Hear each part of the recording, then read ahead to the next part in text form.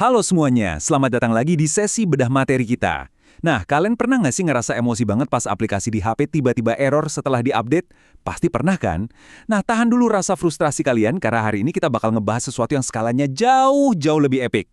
Kita bakal bedah salah satu kegagalan sistem korporat paling monumental dalam sejarah bisnis modern. Kita ngomongin sebuah perusahaan raksasa, ambisi teknologi yang supermasif, dan ya, kerugian finansial yang benar-benar bikin geleng-geleng kepala. Yuk, langsung aja kita mulai. Lebih dari 500 juta euro. Coba deh bayangin angka itu sebentar. Ini bukan sekedar salah hitung receh di laporan keuangan akhir tahun ya. Ini adalah uang beneran yang hangus begitu aja, kerugian masif yang harus ditanggung oleh Lidl, salah satu raksasa jaringan supermarket di Eropa. Uang 500 miliar euro itu benar-benar nguap gitu aja setelah mega proyek sistem IT mereka batal total. Pertanyaannya, gimana ceritanya perusahaan sebesar dan seprofesional itu bisa buang duit sebanyak itu cuma buat sebuah proyek software? Bagian 1, bencana 500 miliar euro. Langsung aja kita lihat awal mulanya. Ibarat detektif yang lagi meriksa TKP, mari kita lihat gimana ledakan 500 miliar euro ini bisa terjadi. Jadi, awalnya Lidl ini punya niat yang sebenarnya bagus banget dan sangat ambisius. Rencana mereka adalah mengganti sistem lama buatan mereka sendiri dengan sistem ERP atau Enterprise Resource Planning yang lebih modern. Pilihan mereka jatuh ke SAP. Visi mereka tuh jelas, pengen memodernisasi infrastruktur IT dan mengintegrasikan semua proses bisnis dari hulu ke hilir biar makin efisien. Tapi, realitanya pahit banget teman-teman. Setelah ngabisin waktu bertahun-tahun ngerjain implementasi yang super ribet dan nguras tenaga, proyek ini malah gagal total. Sistem barunya sama sekali nggak bisa dipakai, dan akhirnya ya seluruh proyek itu terpaksa dibatalkan. Masuk ke bagian 2, strategi Big Bang yang gagal. Disinilah letak akar masalahnya. Oke, sekarang mari kita bedah eksekusinya di lapangan. Apa sih yang mereka lakuin sampai berujung pada bencana epik ini? Ternyata mereka pakai kombinasi strategi yang benar-benar mematikan. Strategi peluncuran Big Bang yang dicampur sama heavy customization. Ibaratnya nih, kalian lagi nyoba nelan seekor gajah raksasa bulet-bulet dalam satu suapan sambil terus berusaha ngubah DNA gajah itu di waktu yang bersamaan. Mustahil kan? Nah, itulah yang dilakuin Lidl. Mereka pengen ganti semua sistem lama secara serentak di semua lini, ini yang namanya Big Bang tadi, tapi sekaligus ngotak-ngatik kode sistem ERP barunya secara gila-gilaan, biar fiturnya sama persis kayak proses bisnis lama mereka. Wah, ini sih benar-benar resep sempurna buat nyiptain malapetaka. Kalau kita otopsi bangkai proyek ini, kita bakal nemuin beberapa penyakit kronis. Pertama, sistem ERP-nya ngalamin over-customization.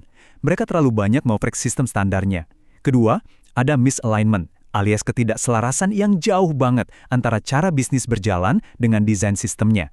Ketiga, nah ini nih yang sering banget disepelein sama perusahaan gede, kurangnya manajemen perubahan atau change management. Karyawan dibiarin bingung gitu aja, nggak ada proses adaptasi yang benar, jadinya muncul penolakan keras dari para user. Ini jadi pengingat keras buat kita semua ya. Kegagalan proyek IT raksasa itu pada dasarnya adalah kegagalan strategi dan kegagalan mengelola manusianya, bukan cuma karena teknologinya jelek. Bagian 3, konflik bisnis melawan sistem. Nah, di titik inilah gesekan paling krusial mulai terjadi. Sekarang kita masuk ke inti masalahnya. Medan pertempuran paling berdarah di mana kebiasaan bisnis Lidl langsung nabrak software baru yang mereka beli. Di satu sisi, kita punya proses uniknya Lidl. Mereka tuh udah terbiasa mencatat dan jalanin operasional berdasarkan harga beli atau purchase price. Itu udah jadi darah daging bisnis mereka lah. Tapi di sisi lain, standar best practice dari SAP itu didesain pakai asumsi retail pada umumnya, yaitu berdasarkan harga jual eceran atau retail selling price. Jadi ini bukan sekedar beda istilah doang ya. Ini ibarat dua bahasa fundamental yang benar-benar beda buat ngurusin jutaan stok barang di ribuan toko mereka tiap harinya. Nah, karena ada perbedaan prinsip yang mendasar banget tadi, Lidl ngambil keputusan yang akhirnya jadi bumerang buat mereka sendiri. Bukannya nyoba beradaptasi, mereka malah nolak buat ngubah cara kerja mereka. Alih-alih ngikutin sistem kelas dunia yang udah mereka beli mahal-mahal, mereka maksa ngebongkar sistem SAP itu biar kelakuannya persis kayak sistem jadul mereka. Akibatnya, udah bisa ditebak. Sistem baru ini berubah jadi monster yang super susah dikontrol. Kompleksitas kodenya meroket, stabilitas sistemnya hancur-hancuran, dan pastinya biaya membengkak parah karena semua modifikasi itu melanggar aturan best practice industri. Bagian 4, solusi implementasi ERP ideal. Terus harusnya gimana dong pendekatannya?